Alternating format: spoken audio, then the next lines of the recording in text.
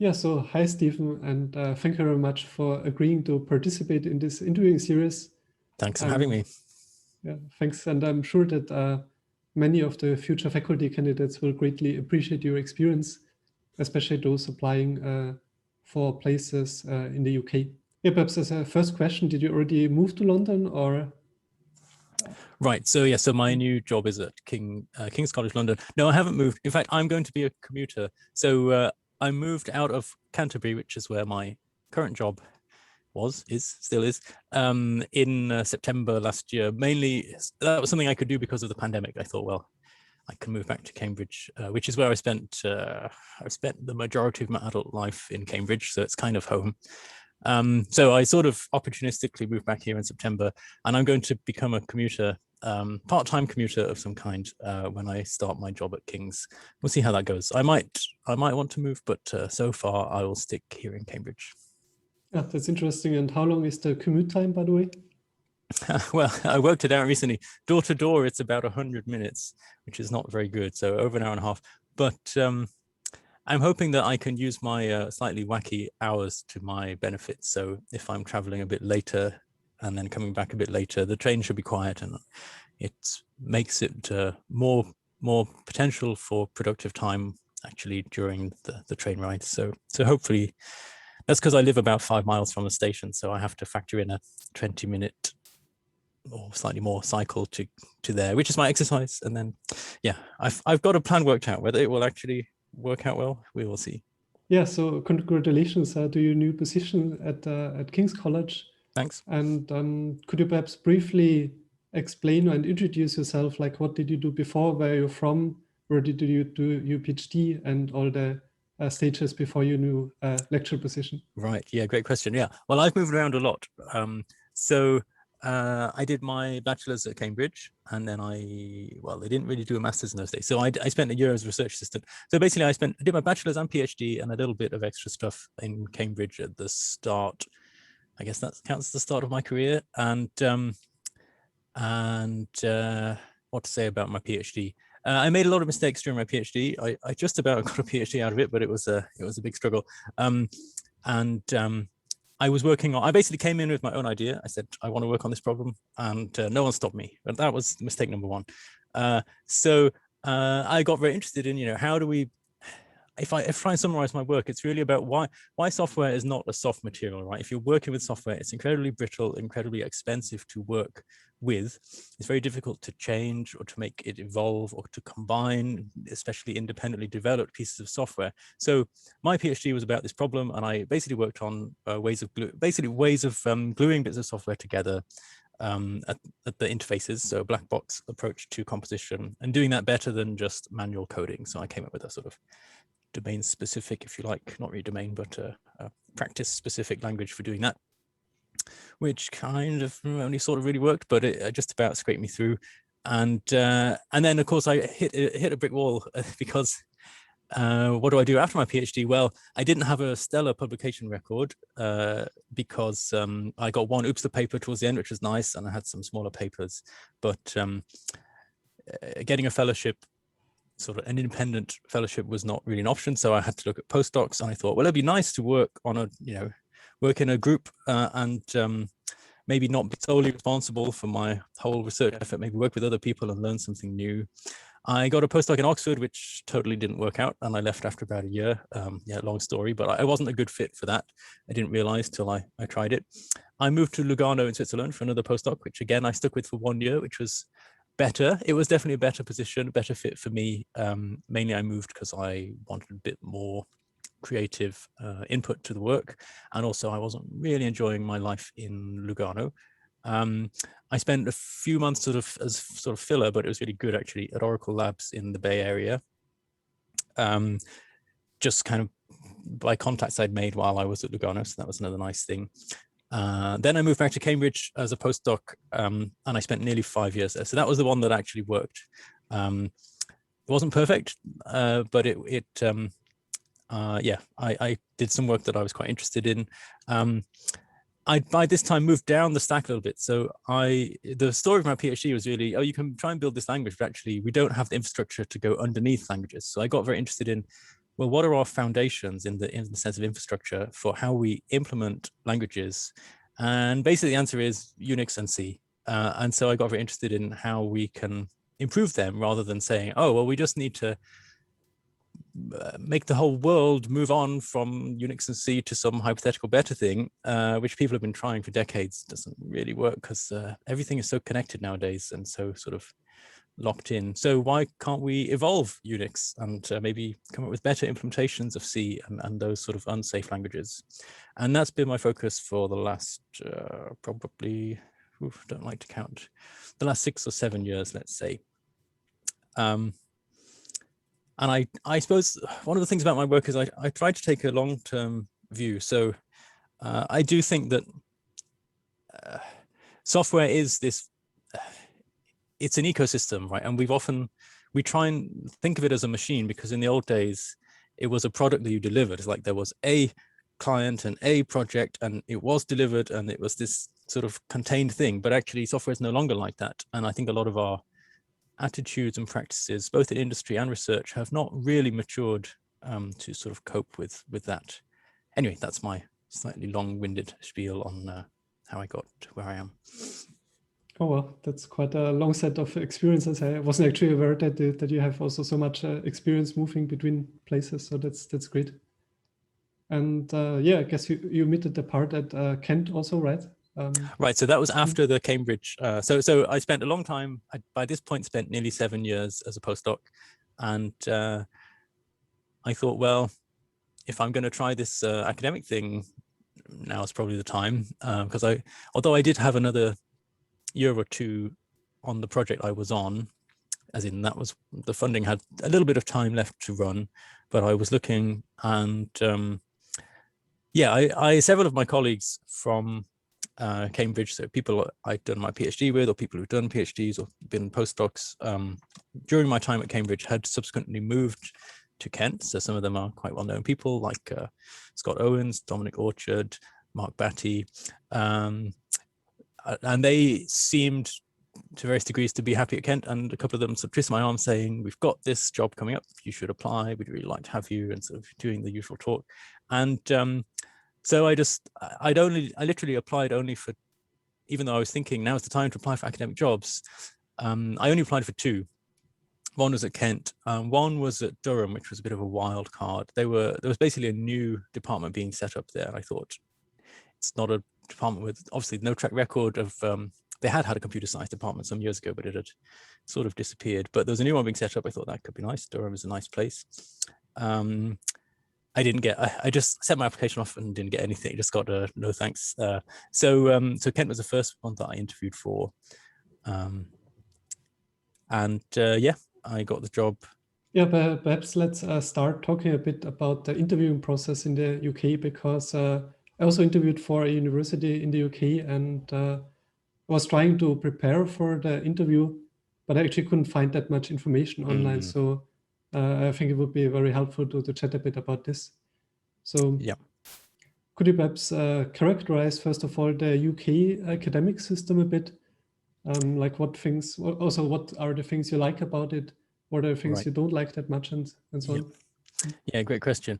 So the thing I should have said a moment ago but didn't is that one big difference between the UK and other countries, or at least the US, because again, other countries are big unknown to me because the US is the one that people write about the most.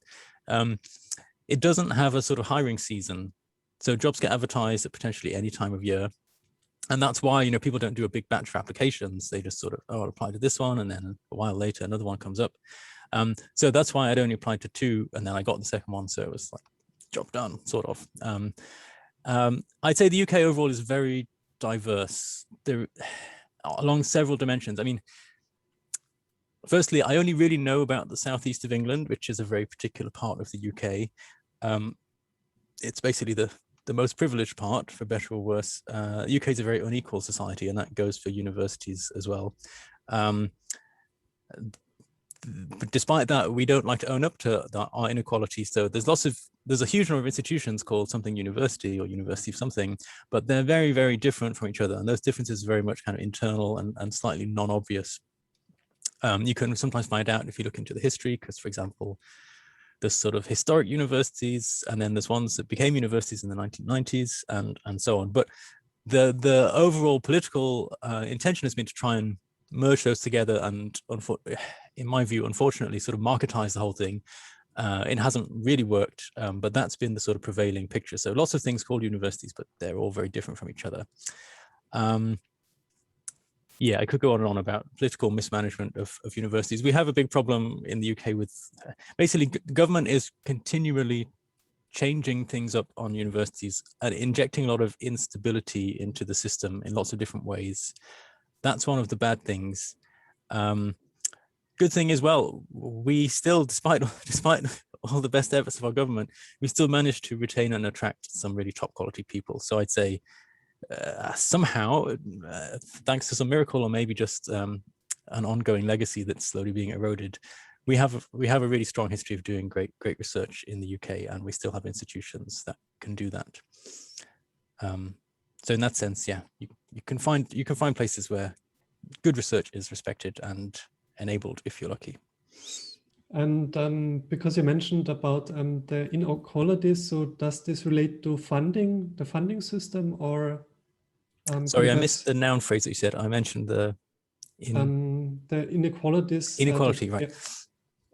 Yeah. It does affect the funding system, but often in subtle ways. So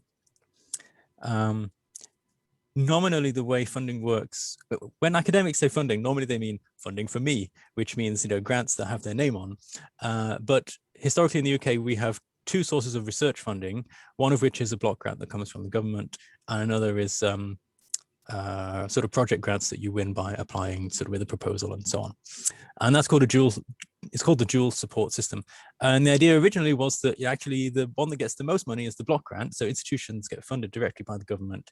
And that pays for, you know, if you have laboratories, it pays for running the labs, pays for a certain amount of research time for whatever kind of staff you need, including academics, maybe some research staff, lab technicians, all that sort of thing.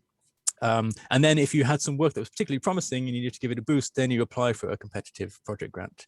But the idea was you had a baseline level of research capability from the off, but that's slowly been eroded over time. So now basically the block grant just gets absorbed by other stuff. And if you want serious research capability, you have to have project grants. So the relative share of these pots has gone way towards the project side in the last sort of creepingly over the last sort of 40 years. So the main funder in computer science is EPSRC, which is the Engineering and Physical Sciences Research Council. Again, this is funder of projects with academics' names on. And within that, there's basically two kinds of call. One is the open call, which is just propose whatever. And then there are a lot of specialized calls because government being government, they like to interfere. This is me being very opinionated. They have their own ideas of what is important at any given time, and they create a lot of quite specialized calls, which tend to be relatively undersubscribed. Not that there's fewer applications, but that, you know, there's not so many more applications than supply. It's generally easier to get money on the specialized calls, but you have to be doing work that can be spun in line with what the government thinks is a good idea. So for example, I'm a co-investigator on a grant that was funded by one such call, which is the PI is Mark Batty, my colleague at Kent. And that's about basically providing a bit more semantics and specification to the Cherry capability architectures that came out of Cambridge. So again, and it's in partnership with ARM. So again, this is also why the southeast of England is sort of this privileged, sometimes called the Oxford, Cambridge, London triangle, sometimes called the Golden Triangle, because that's where most of the money ends up getting concentrated, for better or worse. So some institutions will get a lot less research money and win a lot fewer research grants. Partly, it's not really constructed that way, but it's more that they slide down the scale of, there's a lot of a sort of a Matthew effect, if you like the more capacity you have, the more you can get. And that dynamic is very much in evidence in the UK. Okay, that sounds very interesting, and also seems like there should be more information about this online and written in some way, I think. Yeah, it is very patchy. Yeah, it's even the stuff I told you about the history of dual support, most academics don't even know that, right? That's sort of something I found out when I started to ask, why are there so many postdoc jobs and they didn't used to be? It's not because more people want to be postdocs. It's not because there's a bumper harvest of PhD students. It's because more money is put into that kind of funding. It's as simple as that. But most people sort of overlook that sort of historical trend, and even government doesn't really seem to know that it's they're doing. They blame universities for providing poor job security. Well, it's your money, the terms on your money that's doing it. I see. Yeah, I think it's also actually a good time to point out that you have a blog where you sometimes write about higher education. And I remember you also had a blog post about postdocs, right? I did, yeah. It's one of my bugbear topics. Again, basically for the reason I mentioned, I spent a long time as a postdoc and I felt quite frustrated by, I suppose, yeah, being a second-class citizen. I mean, in some ways, one of the motivations of getting a so-called permanent job, it's not really a permanent job. I mean, some lectureships are still temporary. Mine, I've never had a temporary lectureship. Mine have always been open-ended, but yeah, I don't like to quibble. It's really about the status. It's if you are considered an academic rather than a mere researcher, then you just get a lot more respect from the system. And for example, you're allowed to apply for funding. So, well, as a postdoc, even if I came up with a great idea, which I like to think I do once in a while, I would have to get someone else to take the credit for it by being the named PI, that sort of thing. That really rankles. So that was a motivation for becoming a proper academic. Of course, there's this perversity, which is that if you're a postdoc, then it's quite hard to get any teaching experience because, well, you're sort of funded to do research and you're like the PI's property, if you like they've won this money and it's paying you to do research. So spending your time teaching is considered a bit of a no-no. And then suddenly when you're academic, there's way too much teaching to do. And so I wish you could offload this onto some more junior people. It's one of the real perversities of the system that this is sort of very imbalanced. I think that's particularly the case. Well, do I want to say it's particularly the case at Kent? It is a problem everywhere. Yeah. I see. Anyway, I wasn't really aware of this. Okay. It's a very strange thing. Obviously, there are ways of getting teaching experience. I had quite a lot of small group teaching experience, but very little lecturing experience when I got my Kent job. And I did have to say in the interview, because one of the interview questions was, so how do you know that you can do this job where you have to stand up in front of 200 students and lecture them and keep their attention or whatever? And I had to say, well, I don't, because I've never done this before and I'm quite happy to admit that it's different from the experience I do have, but here's why I think I'd be an engaging speaker and blah, blah, blah. So yeah, it's a strange game that you have to play if you're coming through the British system all the way. I guess I hope that there are places where it's easier to get teaching experience earlier in your career to sort of solve that problem, but it's not so easy here. I see. Because you also mentioned about a postdoc, of course, being a temporary job. So the system that you're having in the UK is a bit different than, for example, the US style system where you have a tenure track position. So can you also perhaps briefly explain this? Yeah. So in the UK, academic, as in, I have to be careful what I say here, because if I say academic, when I say academic, I normally mean what would be in the US some kind of professor, assistant professor, or whatever. And that's generally what it means over here. So if you're either, you could be research staff, you could be academic staff. But of course, if you're a researcher, you're still an academic researcher. Very confusing. So we don't have a tenure track system in the UK. We just have jobs and they get advertised and you apply for them. And typically, if you get one, then it is a permanent appointment. Always sounds very ominous, like this is your job forever. But it's an open-ended appointment, subject to a probation period, which I guess is fulfilling some of the same roles as the tenure process in the US, because the institution has an option to sort of keep you or not. But it's very different in practice because it lasts between 2 and 5 years. 3 years is typical. Cambridge is the only place I know that does a 5-year probation. There might be others. At Kent, it was 3 years. At King's, I think it's normally 3, but I negotiated mine down to 2 because I've already practically finished my 3 years at Kent, and I'll be starting over again, which is a bit annoying. So we have a probation period, but actually it's very, very rare for the institution to get rid of you. It could happen, but it's I don't want to say the process is a formality, because it is you have to basically do a review every year, and it's taken fairly seriously. I didn't really rate the process at Kent, but anyway, that's a separate issue. So the probation review, sort of annual review thing, it's just like doing an annual sort of performance review, whatever you want to call it, in a job, except there's this formal timeline that says after 3 years we should be satisfied that we want to keep you, and there's a bit more ceremony associated with that. So it means that if you want to move, like I'm doing, that's not particularly unusual. Moving after a few years. Yeah, I can think of several of my predecessors at Kent who have moved on in the last sort of handful of years. And yeah, it's not that unusual. Whereas I think with the US tenure track system, it's very much saying you're going to spend a good chunk of years here, and it would be difficult to switch to somewhere else partway through that. So people tell me, so I gather from reading about the US system. I've never been through it myself.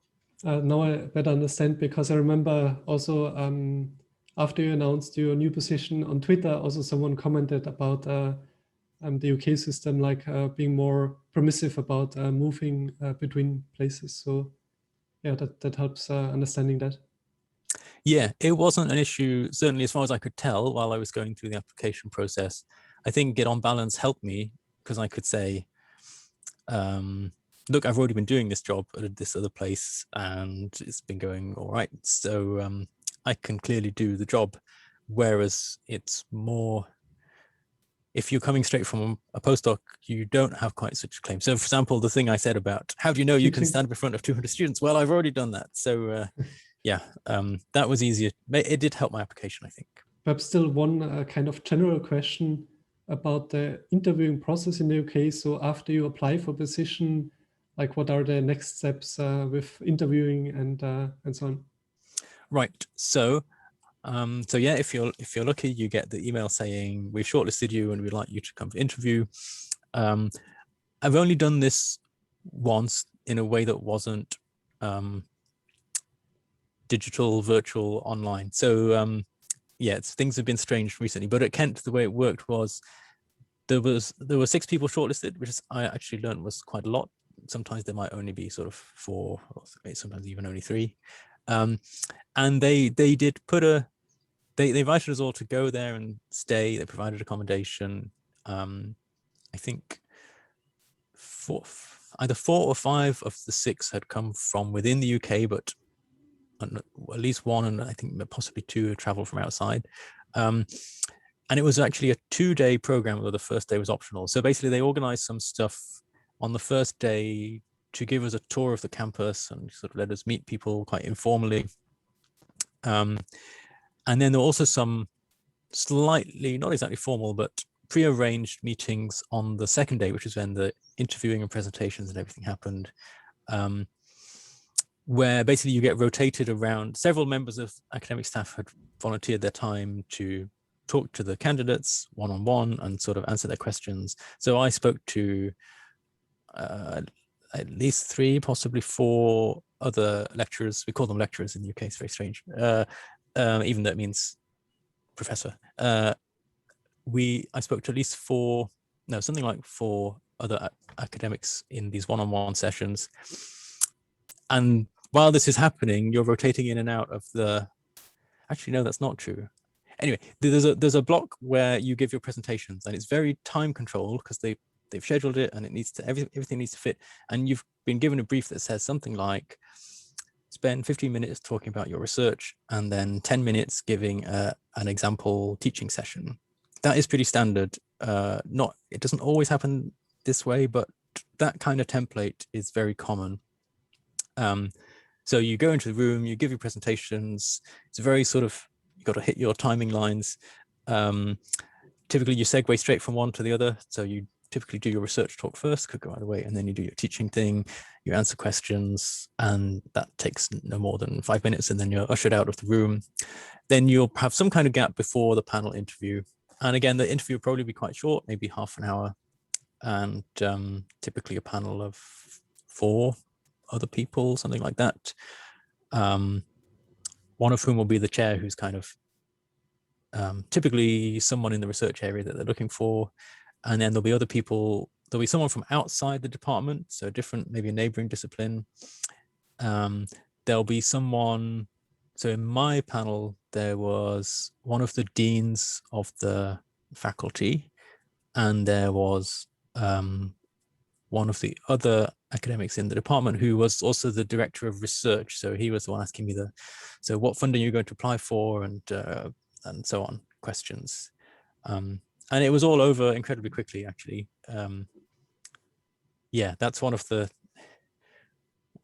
interviews are always sort of, they're over in a bit of a blur, and then you think, oh, I think I did okay, but I should have answered that one differently. I know exactly what I should have said for that other question. So, and then all of a sudden that was it. So regarding the panel interview, the kind of questions that you get, I assume based on the composition that like they're very general kind of questions, so not directly related to your research, right? Or well, it varies a bit because you might get asked to summarize your research, like how things like what is your research about at a high level, who benefits from your research. That's more likely to come up if not everyone was in your presentation earlier. If everyone was there, then it's sort of, you've already hopefully covered that. And then, yeah, questions about,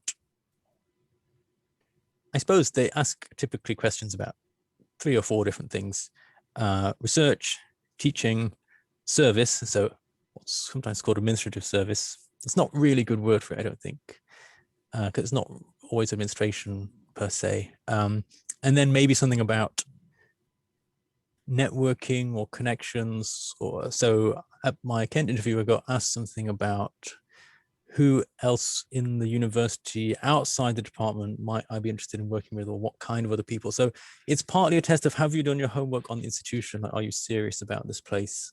Do you know what else we do at this university? That sort of thing. Okay. And what other kinds of UK specific questions would you get? I mean, I know, for example, that you have this ref exercise. Yeah. So yeah. So I think you might get asked a question about ref.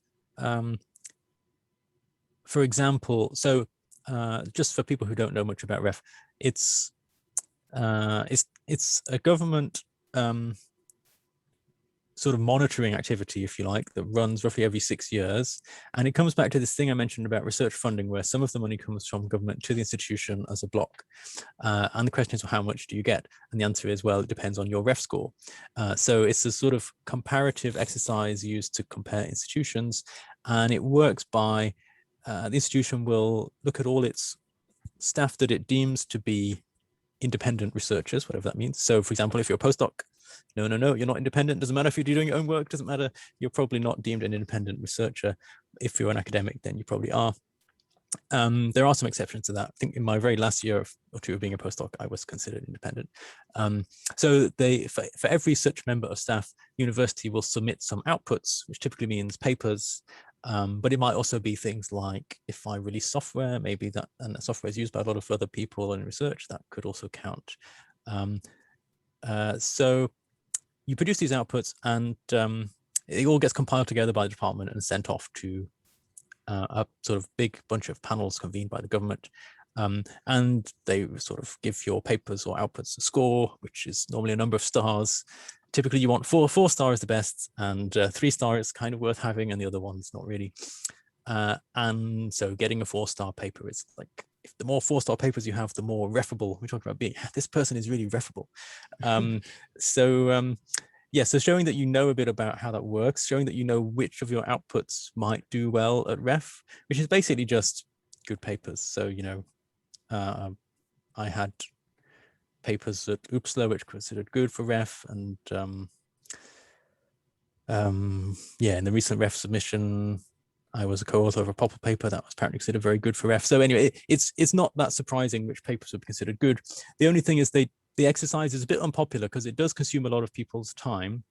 I always say it doesn't actually consume nearly as much time as writing grant proposals that then get rejected. So it's sort of, it's not as much of a time sink as people think it is. And I think the idea of having a stream of funding coming straight from government is a good one, straight from government to the institution.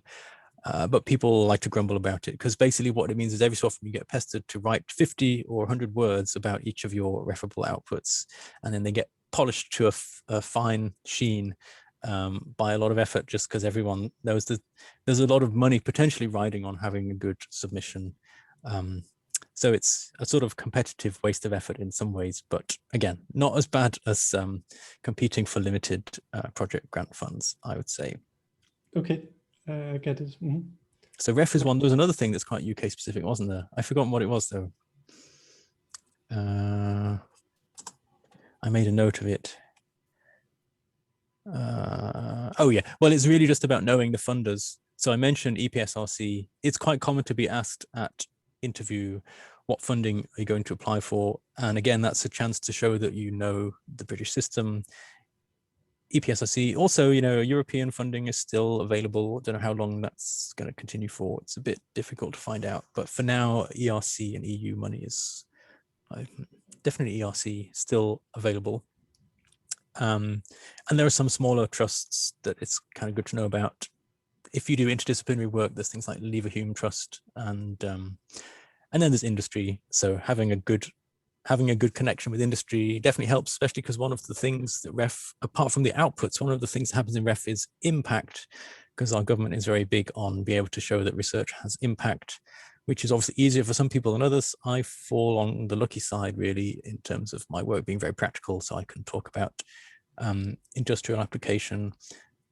So one of the other things that the department's ref submission includes is what are called impact case studies, where you basically write a long list of ways in which this strand of research that you've been doing has been picked up by industry over a fairly long period of time. So not everyone is expected to be able to write those. It's basically the department will cherry pick the academics with the strongest story on that, and then weave an individual case study on those academics, but be able to say, oh, look, my work's really practical. So in maybe 5 to 10 years time, I'll have a really amazing impact case study for the ref. That would definitely win you interview points. Great. So I think we already covered quite a number of the general questions. So I would suggest that perhaps we can dig deeper into your time at Kent and the process there. So can you perhaps briefly outline in what kind of situation you were in, like when you were applying for the position at Kent in 2018? I mean, you already mentioned that you already had some contacts there, right? People that moved there from Cambridge. And I also remember you wrote a blog post also about this topic, right? It was titled Career Thoughts on Academia, Industry and Points in Between. And there you outlined that you were basically also considering not only pure positions in academia, but also different ones. Perhaps can you expand a bit on that? Yeah, so I definitely did feel like I was at a crossroads, and I thought, well, I'll apply for some academic jobs, but maybe not limit it to that. So around the same time I was applying to Kent, I did actually apply to Microsoft Research, and that was a whole other interview experience, basically a whole day. It was quite grueling, starting like kind of first thing in the morning, giving a talk about my research, kind of like an academic job talk, and then just interview after interview of quite technical stuff, people asking me to talk about things I didn't really know about, and just it was quite grueling, but in most parts quite fun. But this is another thing about because we don't have a academic hiring season. By the time I had my interview there, I'd actually already done my Kent interview, been offered the job and accepted the job. And I'd said to the Microsoft Research people, I've decided I'm going to do this academic thing. Do you still, and I probably shouldn't come for interview anymore, should I? And they said, well, actually come anyway, because then if we want to hire you in future, people will know you, it'll be easier, and it'll be good for you and good for us to do the process anyway. So I did that. It went kind of fairly well. And then at the end of it, I got an email saying, yeah, well, you're not going to take the job. We've appointed someone else, but you were appointable. So, keep in touch, blah, blah, blah. So it was a fairly nice outcome. And I don't regret that I tried the academic thing, and I'm still trying it, because I do think I'm a more natural. I don't like I don't like working in the service of someone else, right? So I'm very attached to my creative freedom, and obviously in practice, neither are you totally constrained in a company, nor in academia are you totally unconstrained. It's just that the constraints are a bit more subtle in each case. So I haven't ruled out. I'm quite keen to make the academia thing work if I can, but I haven't ruled out doing something else. One such thing would be working for a big company, but actually I'm a bit uneasy. I basically think that most of the technology industry is somehow complicit in activities I don't want to be a part of. It's kind of a political beliefs thing. I couldn't bring myself to work for Google, certainly not Facebook. Other companies are kind of one step removed. So, you know, maybe Microsoft are not so bad. Maybe let's not talk about Amazon, but maybe there are some big companies. Oracle, for example, their business model is actually quite innocent and sweet by modern standards. So I can't rule out big companies, but I'm a bit skeptical that would work out. I would still consider being some kind of freelance consultant, contract programmer, where if and where I could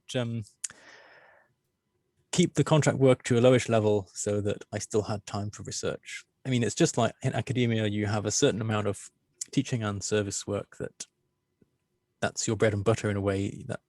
That's what is your baseline service to the institution, and then the rest of your time as sort of a quid pro quo is there for you to do research and hopefully do amazing things that would also benefit the institution. So if I could spend the same fraction of my time doing contract work that I found sufficiently interesting and then get research time on the side, that would be a fine existence. It's obviously a more risky proposition. You don't have an institution sort of backing you. You don't have access to external funds quite in the same way. So there's still things to be said for being an academic, and that's why I'm still plugging away at that. It's not 100% clear. I will stick with it very long term, but I'm game to give it a go. I keep saying that. Still giving it a go. Yeah, I see. It's, I guess, for many of us, one of the primary reasons in academia is the freedom that is also associated with it. So that's also one thing that I really appreciate. Yeah. But then is freedom really free when I don't know? This is the subtlety of it all, isn't it? The more free you are, you might be free on paper, but are you free in reality? And the thing about the funding that I mentioned earlier, where these open calls, but they're quite competitive, and then there are these specialized calls that the research the government wants you to do, and then it sort of makes you feel a little bit less free than you might otherwise. Yeah. Yeah, I totally agree. But I think it also depends a bit on the funding system. So I know, for example, in the German-speaking area that like there are some positions that are permanently funded. I mean, you also mentioned in the UK, so yeah. But anyway, very. And when you say permanently funded, you mean research positions in what kind of institution? So at universities that are basically, for example, you always have funding for 2 PhD students. Right, I see. Yeah, so we didn't talk about funding PhD students actually because, yeah, that's another thing that's quirky about the UK system. When I was talking about project grants and so on, about 15 years ago, the research councils in the UK, in their wisdom, or maybe because of government interference, decided that you could no longer write PhD studentships onto your project proposals. And instead, PhD studentships would basically be consolidated into a smaller number of centers for any given research area. So these are called centers for doctoral training. And that is that you would apply competitively for a big chunk of money that would fund lots of PhD students. So again, it's sort of how can we ramp up the inequality, making sure that some institutions get a big piece of pie and others get hardly anything. Let's do this. And so, I mean, I'm sure they made some argument about how having a critical mass of PhD students is good, but we still have PhD students, and now we just have fewer than we would like, and that has knock-ons for teaching as well. So, we don't have as many TAs, just supply-wise. So that's another quirk, that PhD studentships tend not to come from project grants. They tend to be other things. Industry can be a good source of studentships. The institutions will, for example, both at Kent and at King's, the institutions have some money to pay for PhD studentships. So they might say you can have one studentship, but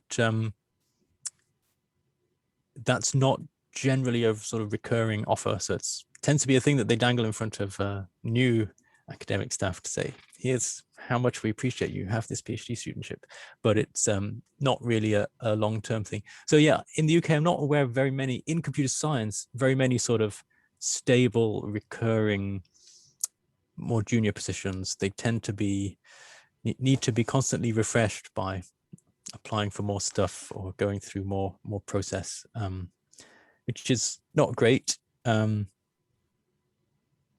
Sometimes there are pots that will fund PhD studentships that are quite easy to apply to, so it's not all bad. Sounds rather complicated, at least for those not familiar with the system. It's a very fragmented system with a lot of quirks, sadly, and I like to think it might get better. I don't know why I believe that. It's funny, actually, there was a government advisor, quite infamous in Britain at the moment, called Dominic Cummings, who was one of the sort of senior advisors to Boris Johnson, the most senior advisor. He quit or was kind of forced out last December, but he was actually really interested in research funding, and he was trying to shake things up in this regard. And the only plan of his that seems to have come to any fruition is that, because he was really big on ARPA. Basically, he liked it. He apparently chatted to Alan Kay, and he learned about ARPA, and he thought this was really cool, and we need like an equivalent agency in the UK. So they set up this thing called ARIA, but I don't think they've actually kept any of the lessons, if you like, of the success of early ARPA. I think it's probably going to be quite constrained, quite bureaucratic. But I think that was, again, a disagreement between Cummings and the other civil servants involved. So yeah, that's my way of saying occasionally there are efforts to try and improve the system. I'm undecided on how successful we can expect them to be. But it's a system that you do have to learn to navigate it. And I would never seek to defend it, because it's a mess. I think a lot of countries have systems that are a bit of a mess. This one is probably more of a mess than average. And this kind of things change very slowly over time. So yes,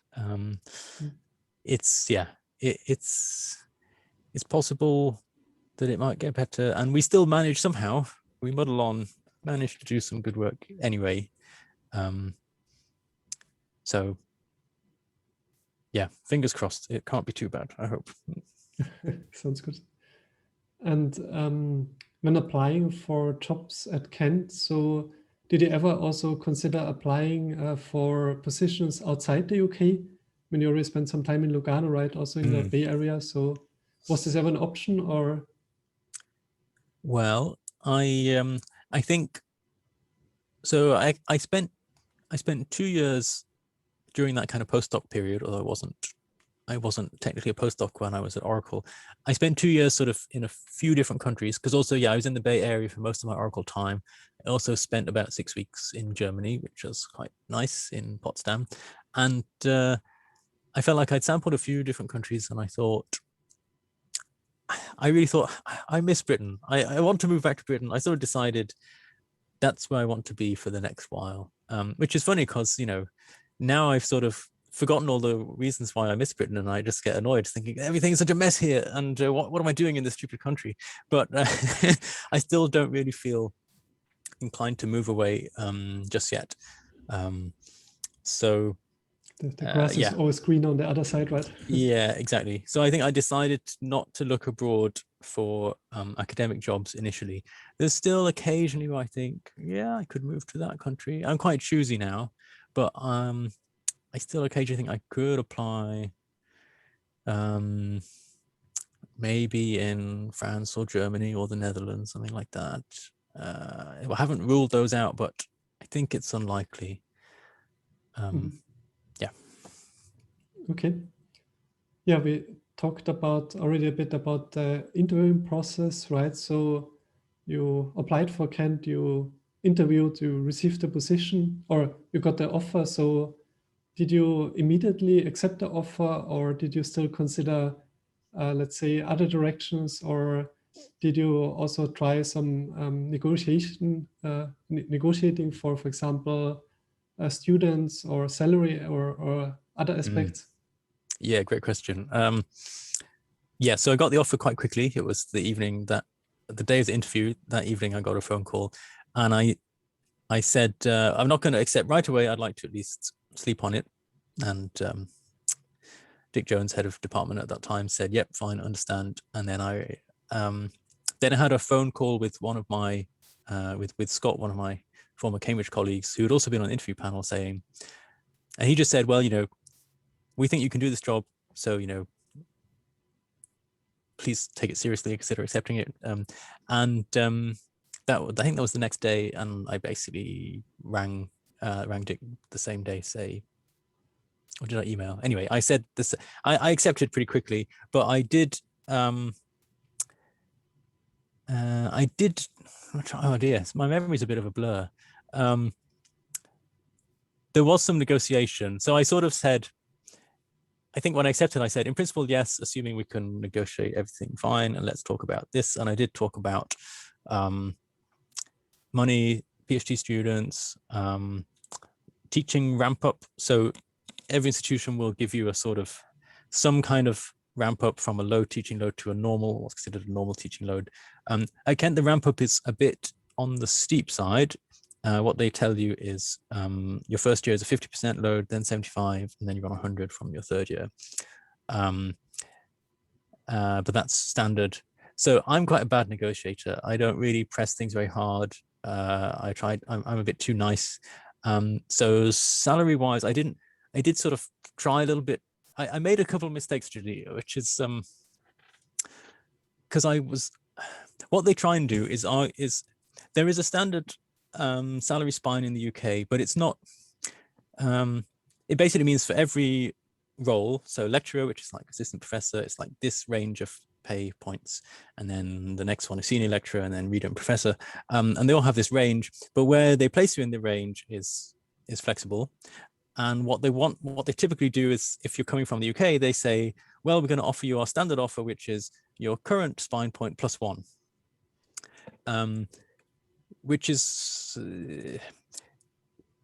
that's if you're already on the same. So okay, this was quirky because when I was at Cambridge, I was actually, although I was a senior research associate, so a senior postdoc, and that meant I was on the same pay scale as lecturers. So when I moved to Kent, I basically got a lot more responsibility for not very much more pay at all, like one extra point. And also there's a sort of time delay factor, which is that obviously your new pay starts some months in the future when you start your job. And in that time, your pay might go up depending on when you're assuming that you get an annual sort of uplift to your salary. So you should always factor that in when you negotiate. Say, well, I was going to get a bump up anyway the next month or whatever, so I want you to bump me up from that, not from, which I didn't do. And the other thing is, in Britain we've had some industrial action, sort of some strike action, some disputes between academics and the universities, the collective sort of collective bargaining thing between the unions and the universities, which mean that universities have basically been giving us a pay freeze, so no pay rises or very little pay rise relative to inflation for several years now. And some institutions during the pandemic have been even more hit because they've said, no, we're really worried about the future, so no pay rise, everyone stays on the same amount of money. And again, if you're in that position, your pay has been frozen even more than the prevailing sector pay has, then if you're negotiating, you should say, well, let's talk relative to where I should be, because I'm leaving this institution that's not treating me well and I want to move to one that does. But if you're serious about that, we need to talk relative to where I should be. If my pay hadn't been frozen, I would be here, not here. So those are two tricks that I totally failed to use in my respective job applications, because I'm a bad negotiator, but they're definitely on the table, and they're things that I think someone with more skill would be perfectly. It would not be seen as unreasonable to pitch your negotiation in those terms. Other things like, yeah, I would expect them to offer you at least one PhD studentship, some kind of startup money. Kent and King's are very different about this, actually. Kent doesn't do individual budgets. So as an academic at Kent, certainly in the School of Computing, you don't have your personal budget as a matter of course. You might have grants that you've applied for separately, but you don't have an institutional budget even when you start up, because everything is pooled. So it's like, well, no, we have a pooled budget for the whole department, and that's quite generous. This is the line, and it did actually work out this way. I never got turned down for, I want to go to a conference, I want to do this. The money was always there, which is good, but it wasn't my personal money. It was a pooled budget. Whereas at King's, it was like, well, we're making this offer, and here's what we're offering you as part of your startup funds, if you like, but we expect you to bring in enough extra money over time that we don't need to keep topping this up, if you like. So those are two quite different approaches to funding. The sort of, it doesn't really fund students or staff or anything. It's really just for equipment and travel and that sort of thing. I see. It sounds very diverse how these kind of things are set up between institutions. So it's interesting. Yeah, but you just mentioned also like this pay scales. And if I understood correctly, these kind of scales are the same, like also among different disciplines, right? So does this mean, for example, someone in computer science gets the same kind of scale as someone, for example, studying or researching in social science? Generally, it doesn't work out that way. My impression is that in computer science, people do get bumped up to a higher pay scale. And again, it's like nominally it's all the same, it's all uniform, but actually internally there are all these differences. So at some institutions, there are two different pay scales for lecturers. There's like a more junior and a more senior lecturer, but they're both this lecturer thing, which is basically assistant professor. So in computer science, we basically at Kent, we never appoint to the lower of those, always to the higher one. Whereas in other disciplines, I think you would get appointed to the lower one sometimes. But then there are other kind of disciplinary differences, like obviously in sciences, there's more of this project grant money that pays for postdocs, whereas in other disciplines, there's less of that, and it's more about you would do a lot of teaching in that part of your career before you become a proper academic. I really hate this. We don't really have the words to talk about this, but before you become kind of officially established, at least from a bureaucracy's viewpoint, you would be doing a lot of teaching and on a kind of some kind of temporary contract that's mostly teaching focused, and then the idea is you do research on the side. And that tends to work out really horribly for the people concerned, because they tend to get tons of teaching and then really difficult to get their research going. But if you don't do that, then you don't have a chance of getting to the next level. So we have it quite good as compared to other disciplines. It's still not great at all. So we tend to get paid a bit more and spend more time with the postdoc, but now I've forgotten where I was going with that. So more time as a postdoc, less time on teaching-based contracts. I see. Makes sense. Okay. Yeah. So we talked now quite a bit about the process of applying and getting the position. And you recently also wrote this blog post where you outlined that eventually you weren't successful in adopting Kent as your academic home, right? Yep. And I think actually, like, other people can learn a lot from this, basically looking back at your experience and, for example, reflecting on where you could have done things differently and so on. So perhaps, but first, on a more like positive kind of direction, could you outline the things that you liked at Kent? Yeah. So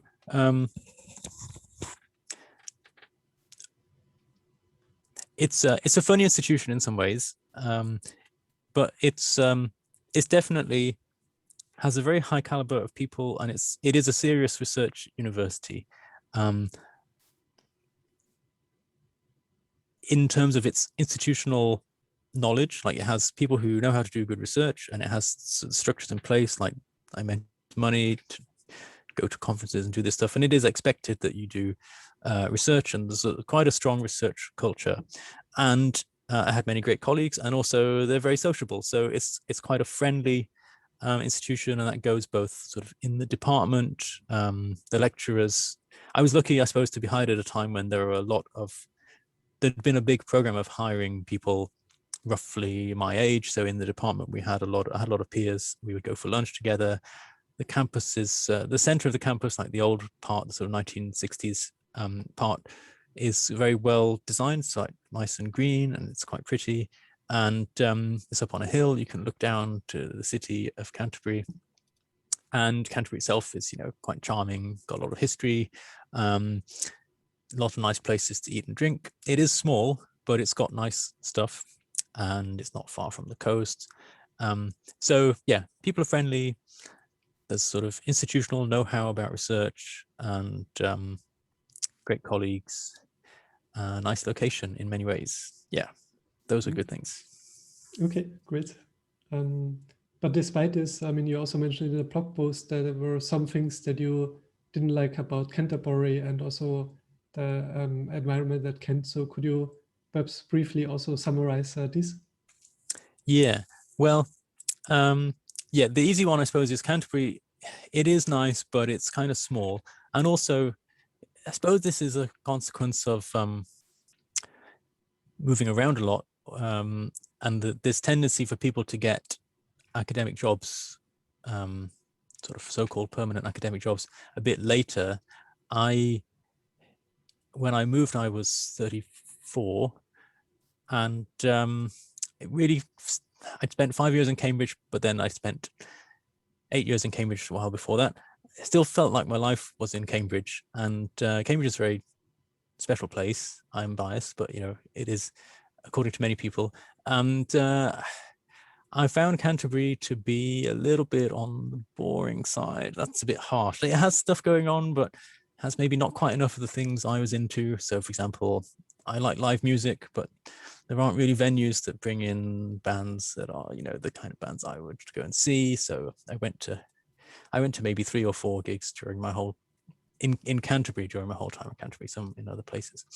And then it was kind of difficult to establish a new social life. I had my work colleagues who were very sociable, and that's great, but there's a limit to how much you want your life to be sort of dominated by that. And yeah, well, how to get a social life? Difficult question. I've only ever really succeeded doing it in Cambridge, which is a funny sort of quirky sort of place.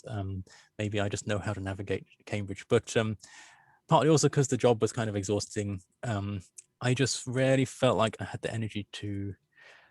Again, people said, there's sort of meetup groups and whatever, and I did actually look into that. I just struggled to find something that would work for me, that would allow me to meet people. And it was tempered by this sort of feeling of, is this really feasible? Like, at my time of life, is this sort of, and should I even have to do this? Sort of maybe a little bit of resentment that I've sort of been forced to move to this place where it's where the job was. But so it's tricky to tease apart, was it me being overly negative and not really trying properly? Was it just that I was overwhelmed with doing the job? Yeah, a bit of, was it that Canterbury is inherently small and boring? Well, none of those is the complete picture. They just reached a point where I could tell it wasn't working, and I didn't really have a plan for fixing it. So that was sort of where I felt a bit defeated. Yeah. Yeah, that's very understandable.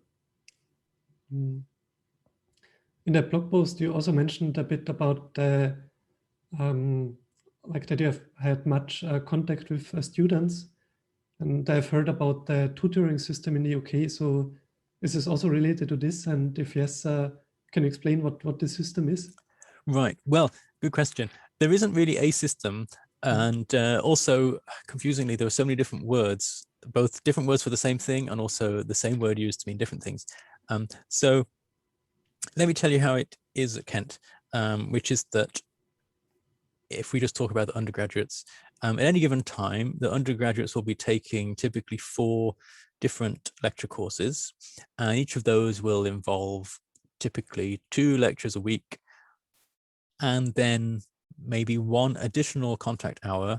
This is not uniformly the case. 1 additional contact hour that is some kind of practical class or seminar.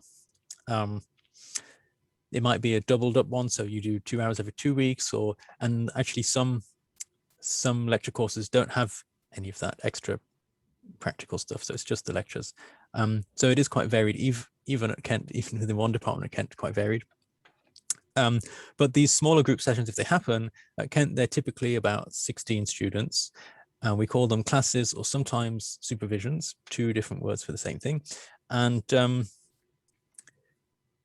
because we don't have that many graduate students or that much money to pay for other TAs generally, some of those fall to the academics to give. So I got off quite lightly on class time, but I typically have a couple of hours of those every week, in addition to whatever lecturing I was doing at that time, which might have been 2 hours a week, might have been 4 hours a week. Some weeks I didn't have any, but then some weeks I had more than normal. So that's one thing, but it's not really a UK system, because, well, I think this general pattern is actually probably common to most UK universities. But what you've got to remember is it's very different from Oxford and Cambridge, where there are also these things called supervisions or tutorials that are much smaller groups, and basically they have much bigger teaching budgets because of endowed funds gathered through the centuries. And so they can do this very individualized teaching, which is also fun. It was the kind of teaching I'd done the most of before I started at Kent. And in some ways it's quite grueling and quite rewarding for the supervisor as well as for the students. But I wouldn't say that that's not really a UK system. So typically they're often these things at Kent that are called classes or supervisions are also sometimes called tutorials at other universities. So they're bigger groups, 16 or so. Yeah, so some of it falls on the lecturer, and how much of that falls on the lecturer depends on the supply of money and graduate students or similar. Yeah. I see. And I've also heard that as an academic, you sometimes also have some kind of advising functional, like that you basically, that students can also come with, let's call them live questions to you or for some advice. Is that also the case? Yep. Yes, it is. So at Kent, I had a list of, initially it was only about 10 students, but by now it's probably over 20 for whom I am, again, there's 2 different words for this, don't really know why. Sometimes it's called academic advisor, often spelt incorrectly in my view with an OR, and in British English we use ER. I don't know why I felt moved to say that.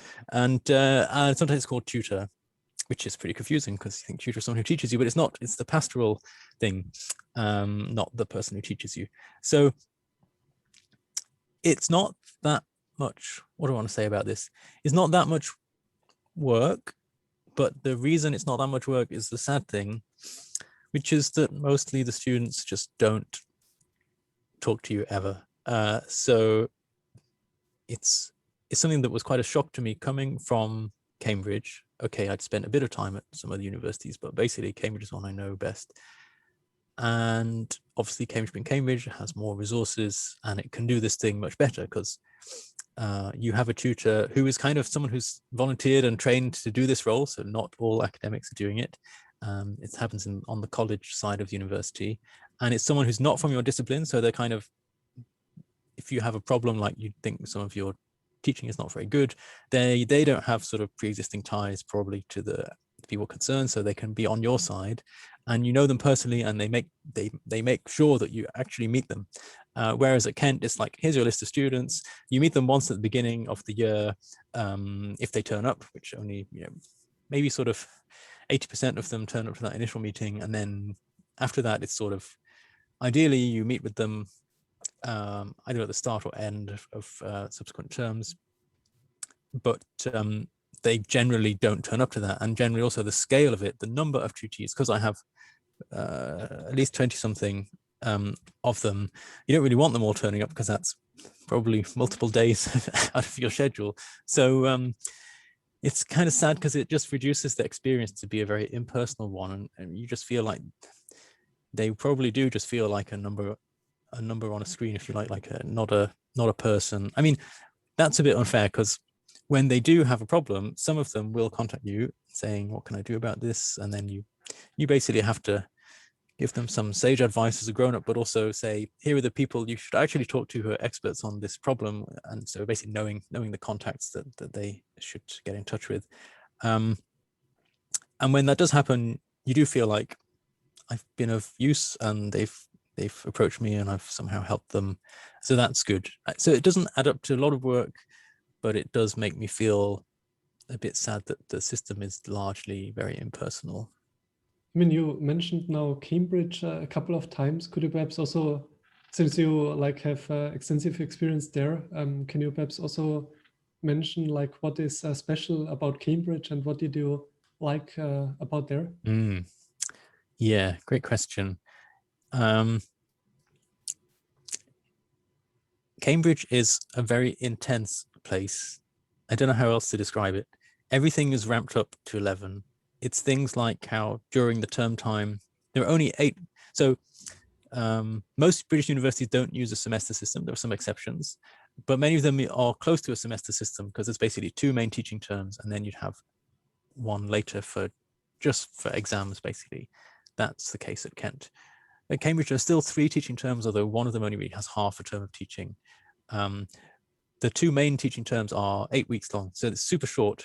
Everything is compressed, and it's maybe a bit too intense. So that's sort of the taught experience. But the idea is that you have lectures, everything's happening really quickly. You have lectures, and you also have the supervision system where you meet with a graduate student or sometimes someone more senior who will go through the material with you and mark your work and so on and so on. And then as a researcher, so Cambridge is really good at community building. The fact that it has this college system is basically saying, well, one university is too big.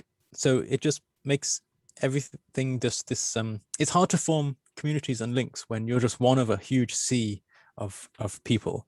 Whereas the college system is very much saying, yes, so actually there's a limit to how much communities scale. So we want to, in some ways artificially, it's evolved organically, but you can think of it as an artificial intervention. Say we want to have smaller communities within our wider university community.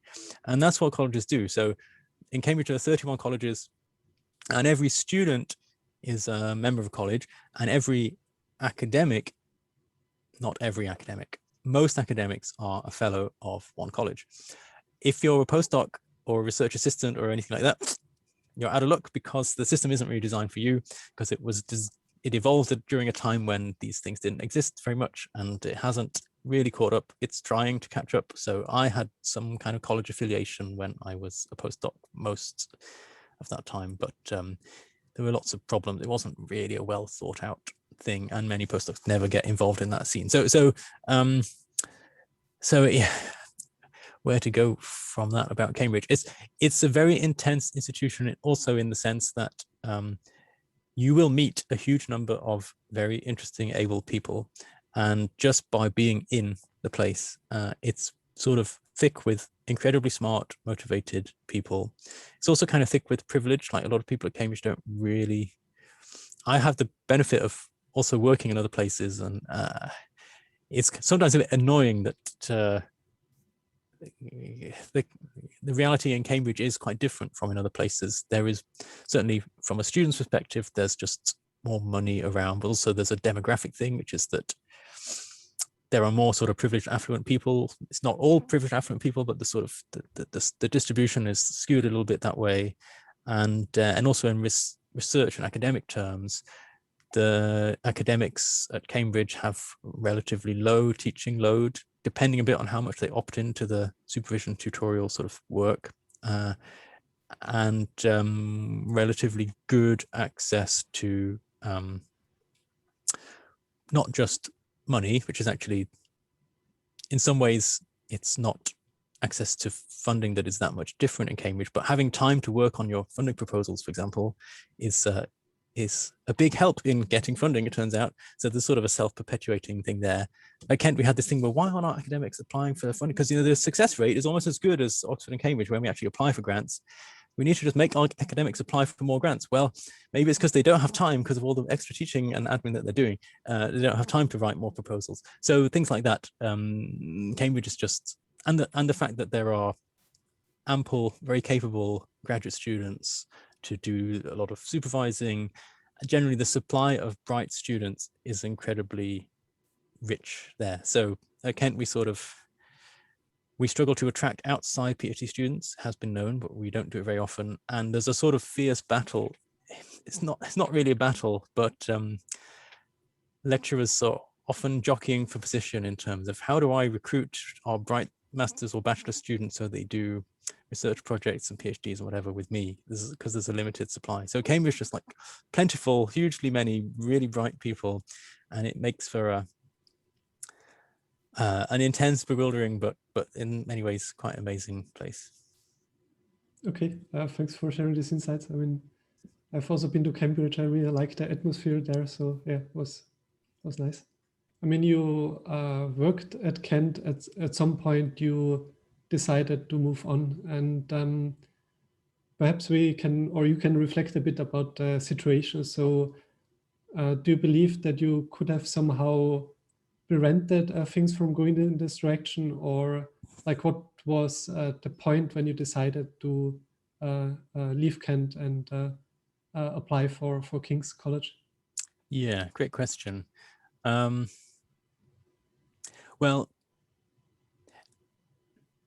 I'd known for a while that I wasn't really enjoying my life in the sort of fullest, in the sort of rounded sense. And it comes back to the social things we talked about. I'd known that for a while. So from maybe halfway through my second year, let's say just before the pandemic started, because one of the peculiar things is I've been at Kent nearly 3 years, but nearly half of that's been during a pandemic, which is pretty strange time to sample it. But a little bit before the pandemic started, I sort of hatched a plan to say, well, you know, I quite like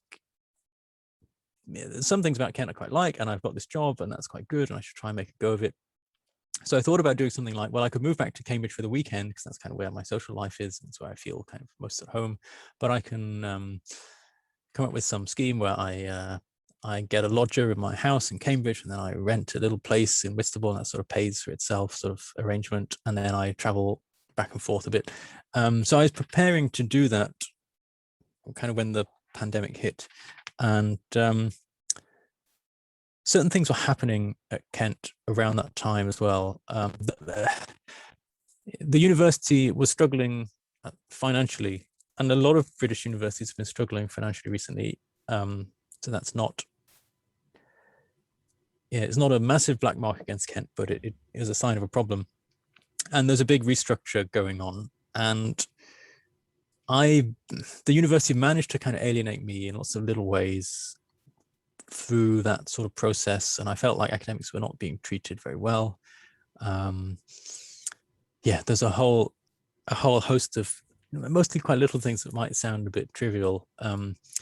But I felt that research was being sidelined. I felt that my capacity to do research was already limited because the teaching load is quite high. And I felt that the noises coming out of the institution were sort of not really showing much awareness of research. And again, this is a sort of a political thing. So I mentioned that institutionally it does have this structure and institutional knowledge of how to do research, but it finds itself in this very difficult financial situation because increasingly the funding is contingent on student numbers. So that's another thing that the UK government sort of changed up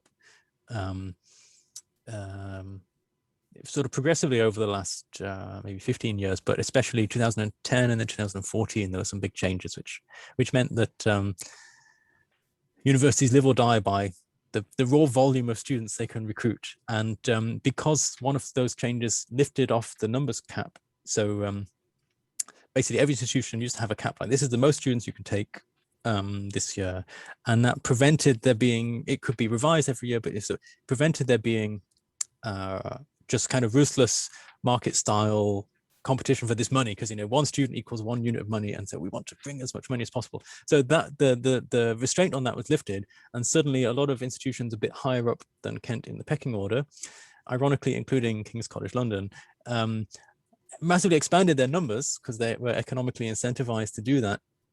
So it meant that Kent was struggling because it was struggling to get numbers. That's the wider university. In computing, we were and are still benefiting from the AI boom, if you like, where all the kids think that studying AI, whatever that is the path to a successful career. So we have no shortage of demand in computing. Our student numbers are really good, but in other parts of the university, they really struggled. And that had sort of precipitated a big restructure, and all the discourse was about teaching and student numbers, and a lot of the pressures were squeezing not just research time, but other things, capacity to do research. For example, I was teaching a module, second year undergraduate module, roughly 200 students this year, and it had been specified with 0 TAs, 0 practical classes, even though it was super practical. It's like computer architecture, So I was teaching this thing thinking, all this burden is falling on me because the university doesn't have money to pay for class supervisors. And yeah, so that was one factor among many, but generally I felt that it just wasn't able to support me in the way that I wanted to be supported. And it was not for lack of good intentions on many levels.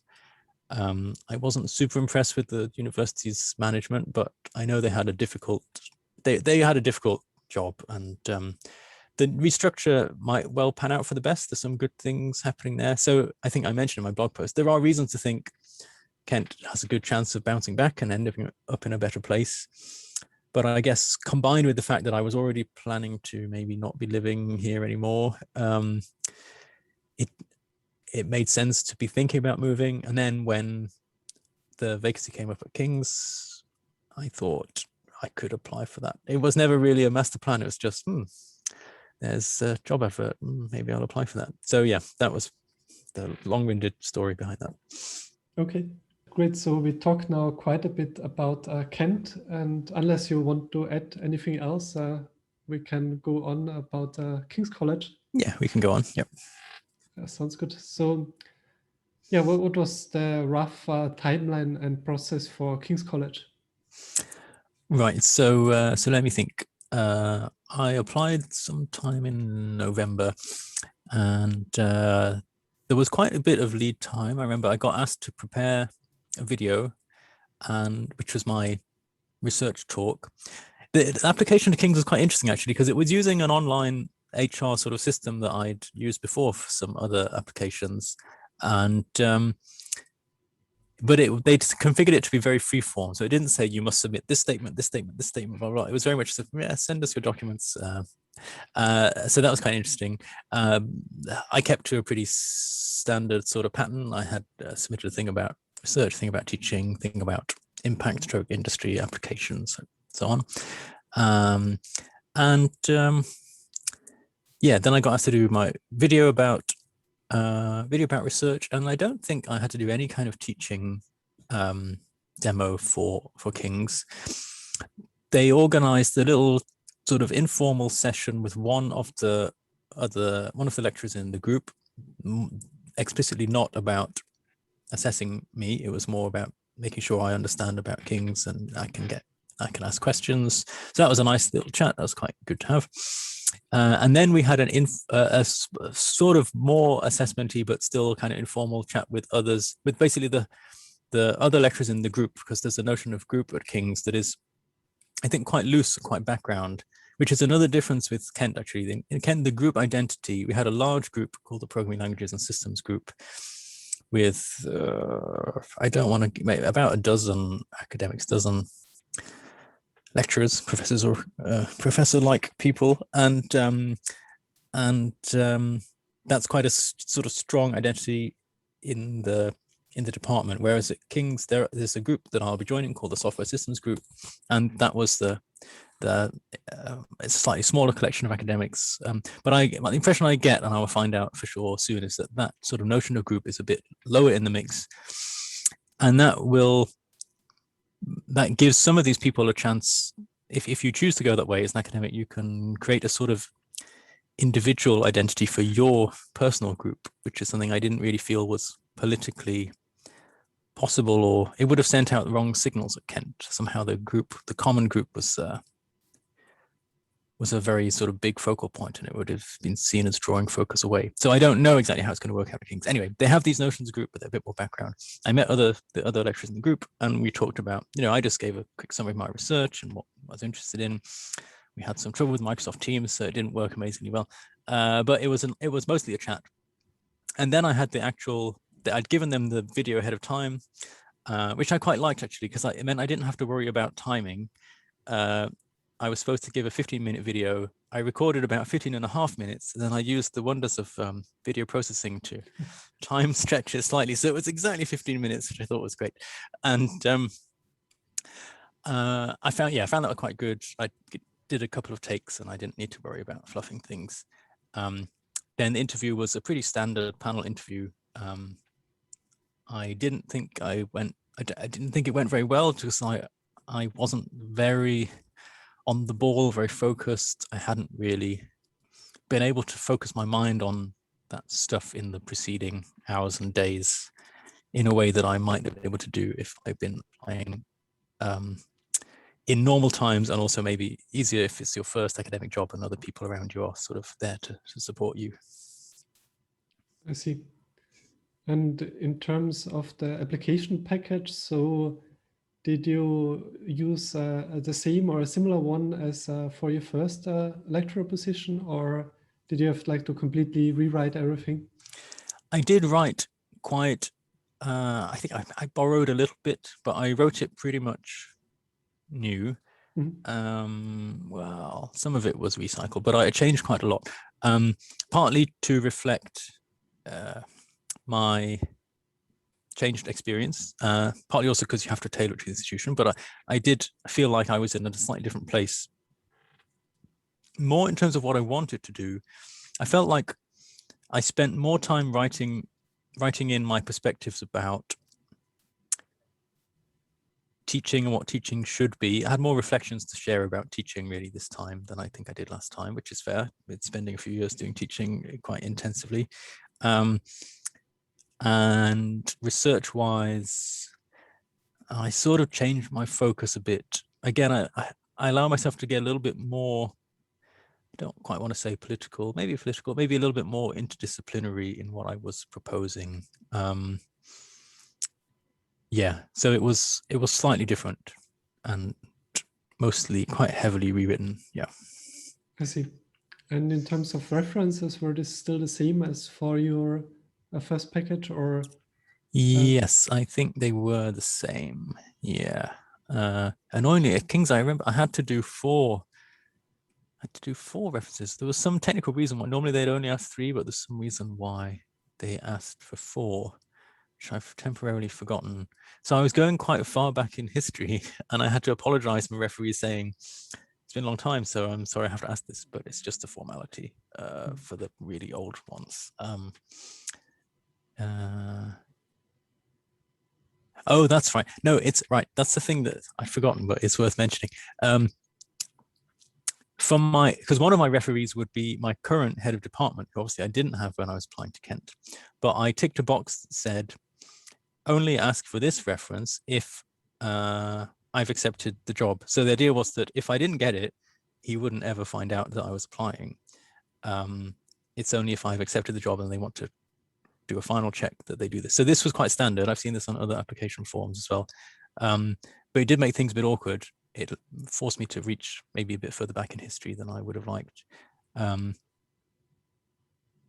see. And I assume it's also not an easy situation in the sense that you are applying for a new position when you're still at your current institution. So how did this influence also the process in terms of preparations, for example, for the job talk and so on? Yeah, it was much more difficult because I didn't have as many people I could turn to. I was basically keeping it a bit quiet that I was thinking about moving. So I did mention it to a couple of colleagues who did give me useful feedback, not so much on the talk as on the application materials. I did get some comments on the talk from an academic at another institution, and yeah, but I didn't tell many people at my current institution, which was obviously quite different from when you're a postdoc and you're applying for your first academic job. You sort of, it's a big deal, and everyone tries to, people around you try and help you, whereas if people around you at your current institution might be incentivized, they would never sabotage you, but you know, it's not quite the same. It's a bit trickier when you're thinking about moving on. Right. And did this also came up during the interviewing process, that people ask you like, why were you moving, why you want to move now, or how did this influence the process from that perspective? Yeah, that's true. That was a question that I wouldn't have been asked normally, and I did get asked this time. And I felt I had a lot of things to say. I had a lot of reflections on, I mean, pretty much the things I was sharing with you earlier, right? I could see some good things about Kent, was some things I didn't like so much. And so it was not too difficult to answer. I could be quite honest and just share my reflections, saying, you know, I don't think I've found my home yet, and I'm still mobile. So I have this opportunity to move around and find somewhere that suits me better. It wasn't too difficult to make that, but yeah, that was certainly a question that I was asked that I wouldn't have been asked if it was my first academic job. Yeah. And otherwise, the interview was, I guess, quite similar to the one at Kent, or were there any kind of like major differences or surprises? I have to say no. It was pretty similar, pretty standard. I didn't do such a good job. I felt I was kicking myself afterwards, thinking I really screwed that up and I didn't say the right things. But it clearly didn't go that badly. But yeah, I wouldn't say there was much difference there. You finally received the offer. Did you like immediately accept it, or did you first talk again with the people at Kent, or still consider other alternatives? So what was the decision process? Yeah, so compared to my Kent offer, I was much more cagey, and I was much more saying, yeah, in principle, this could work, but let's talk about X, Y, Z. And I did talk to my current head of department at Kent, who someone I respect greatly, and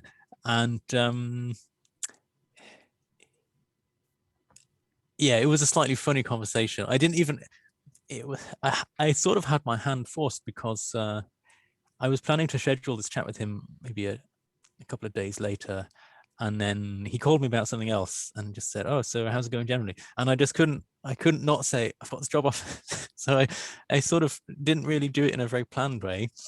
And he was sort of quite honest, saying, "Yeah, we'd like to keep you." He actually was an alumnus of King's, so he sort of knew King's quite well, and he just sort of went through some pros and cons of, you know, here's why things at Kent might not be as bad as you think, and actually there's some things improving quite a lot at the moment, which I think these are the things that I sort of covered earlier, and I think they're fair observations. So he gave me quite an honest set of reasons why. Here's why you might want to stay, but he was not. He was kind of understanding both ways, I think. So maybe it was a bit. He didn't try desperately to hold on to me, and I think that was partly because it's not like they could shower me with extra money, and that wouldn't have helped anyway. You know, so they didn't really have a lot of cards to play in terms of keeping me. And well, I shouldn't flatter myself. I'm not that much of a hot property, but yeah, it was a reasonably straightforward conversation. I did talk to one other colleague actually, who, funnily enough, had actually applied to King's a while previously, and then decided to decline the offer and stick at Kent. And that was quite interesting. And yeah, definitely did help me to make my mind up, although actually my mind was pretty made up. I was more just a sanity check, like, am I forgetting anything? Is there any killer reason not to move, or why this move might backfire? And it might still backfire, so we will find out. But the process took longer as a result. I had to have these chats, I had to talk to my future head of department at King's and do the same kind of negotiation again. It was slightly more, because again, the personal research budget thing was a thing that was explicitly negotiated on, whereas at Kent that didn't as I mentioned, it's just a big pool budget, and that doesn't exist. So there was a bit more nitty gritty to go through with the negotiation. Although again, I think I didn't play a very strong negotiating hand, but it's not a big deal to me. Yeah, I'm quite bad at that stuff. So it was a more drawn out process, but not especially difficult. Yeah, fingers crossed that everything works out well. Yeah, thanks. Yeah, we will see. It'd be fun to find out whatever happens. Great. So I think I covered most of the questions, and also looking at the time, perhaps still 2-3 last questions to wrap things up, if that's Sure. fine. Yep, that's fine. Yeah, so one question is, I mean, what kind of general conclusions or advice could you give to like future kind of faculty candidates looking back at your own experience? Perhaps also with respect to people that are considering to move from one institution to another one. Yeah, it's really tricky. The thing that has, one of the repeated sort of conclusions of my so-called career is it's just really hard to tell. So I remember before my PhD, I was talking to some of my PhD supervisors, then students, and I'm not being too negative here. What I want to say is people always paint a rosy picture when they want you to come and work with stroke alongside them. And it's very, these things are very individual, right? They're very different from one person to another. There's all sorts of life circumstances that might make one place better than another. One of my colleagues at Kent, who I have this grant with, Mark Batty, it's really his grant. He's much more settled at Kent than I think could ever be, partly because when he started, he was really already on the top of his research game. He came in with this, he got a fellowship very quickly, so he had a lot of research time bought out, and that allowed him to get his research game up to speed, if you like.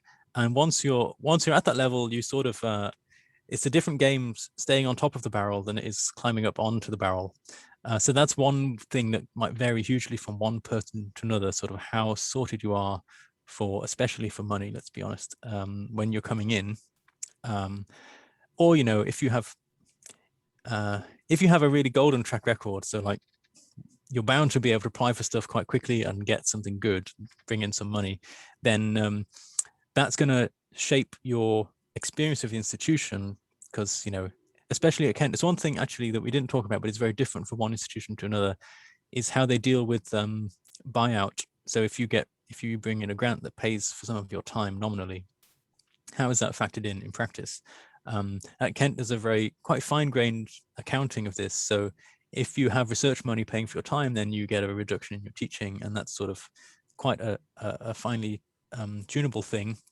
Whereas at King's, it's very much, well, there's kind of a standard load, and unless you have loads of buyout, it doesn't really make any difference. It's just, obviously you get the grants and you get whatever that's paying for in terms of research staff and so on, but it doesn't really factor into your teaching load. So so basically the condition you're in coming into an academic job can make a huge difference, even at the same institution. That's sort of one of the annoying, it's not really a lesson, because how do I work that out ahead of time when I don't know how these systems work? Well, it's very difficult, and you have to some extent, hit and hope. I always feel awkward giving advice to other people, because for better or worse, I'm a bit unusual and I'm a bit awkward, and I don't really fit into very many pigeonholes very easily. Obviously, no one fits into pigeonholes. So everyone is special. Everyone's a snowflake. But I do feel like I've taken a lot of strange twists and turns through my career, and it's given me means I've been taking a kind of quirky path. You know, I did a PhD on something that no one else in my department, certainly not my supervisor, knew very much about, and that made things difficult. And then I took a funny path of postdocs after that, which was partly a consequence. So everything has been a bit off kilter in my so-called career. I keep saying that, and so I don't know how much of what I've experienced really generalizes. Sorry, yeah, this whole interview has been a waste of time because no, I'm only kidding. But I'm quite poor at generalizing my experience for the benefit of others. But it's I suppose the bottom line is these things are very, very individual, and it's perversely hard to find out the truth till you really try something. So that's a slightly pessimistic non-advice, but that's the best I can do. Yeah, and I can completely relate to this also in the sense that what I found is that most people like have their very kind of unique paths, and it's difficult to generalize this. But I also hope that this interviewing series will help people also realize this, that like they don't have to stick to a certain path, but there are many different kind of paths one can choose from, also ones that are not very standard. Yeah. Yes, absolutely. Yep. Yeah, anything else that you still want to share with us? Any kind of experience that stuck with you? Or that's a big question. Let me just take a moment in case there's something I'm forgetting. Oh yeah, it's kind of interesting. One of the strange things about the academic world is that actually people don't move around that much, certainly historically. And it means that someone who, you get some very experienced academics who literally don't know. It's not like they claim to know and are wrong. It's more that they just don't know how things could be different elsewhere. And that's partly a job situation thing, like, is this really a good deal? But it's also just process, like how we do things, like how do we organize the teaching? How do we organize research funds? How do we do all these sort of operational things in a department? They're very much kind of self-perpetuating sort of cultural things. And because there's not that much interplay, like at Kent, most of the senior academics have been there their whole career, and that's quite common. That's not necessarily a bad thing. And it normally means that there's a strong culture and a sort of a self-knowledge, if you like, of this is a way of doing things that we know works for us. But the flip side is they don't necessarily know about alternative possibilities. And it's interesting to reflect on it's I guess in a case of unknown unknowns, right? It's easy not to even know what could be done differently in a different institution. So I feel in many ways I'm batting above the average for knowing about different institutions, and certainly moving to King's, I'm going to find it really interesting just to see all the little things that they do differently. I know a bit about how things work at Cambridge and at Kent, and now I have a third sort of comparator. So that's kind of fun. The other thing is kind of about loyalty. I didn't say this earlier, but I did make one other application while I was at Kent, but only about maybe a year into my job. There was a vacancy came up at Cambridge, and I said, I'm going to chuck in an application. I probably won't get it, and indeed I didn't get it. But I thought, well, I'll apply anyway. And I said to my head of department, say, well, don't be offended because I don't have much chance of getting this, and it's Cambridge, and Cambridge is very special. I'm going to apply to this job. Would you write me a reference? And then he was immediately like, why do you want to do that? He's sort of he was immediately very attentive and very interested in kind of dissuading me from doing that, in a way that was it was nice of him, but also when I reflect on it now, I think it was the institution's interests that he was protecting. And that's not a criticism. That's not like it's just in that job, that's what you do, right? So it's very hard to figure out when you get messages from someone, are they really advising you in your interests? And it's not it's not too cynical or too uncharitable to expect people who are heads of department to be looking out for the institution more than for you. And that's not, I don't see that as negative. It's just the way things have to be. So knowing how to sort of decode that and be able to tell, because sometimes you will get very personal advice from someone who does care. It's like, I'm just advising them personally. But knowing how to tell these apart is tricky, at least to my brain. Maybe I'm not very tuned into these subtle sort of social things. But yeah, that was a little taster when I did apply that time. That was a little taster of that effect. Okay, then thanks a lot for sharing all this extremely valuable insights. So it was also extremely interesting for myself to hear all about this, about your experience and insights, and yeah, I'm sure that also many others will appreciate it. Thanks, So, Manuel. It's been great to chat, and yeah, it's been fun. And thanks for giving me the chance. And best of luck in your new position. When do you go to Singapore, by the way? so it's still a while. Next year's July. July next year. Okay. Oh well, Right, so I more will. than 1 year. Yeah. Well. Hope you come and visit. Yeah. Well, and I could even come to Zurich one time as well if that's. It's been a while since I set foot in Switzerland, so maybe that could be arranged. Yeah. Okay. Let's keep in that would touch. also be great. Okay. Yep. Brilliant. All the best until next we meet. Okay. Bye.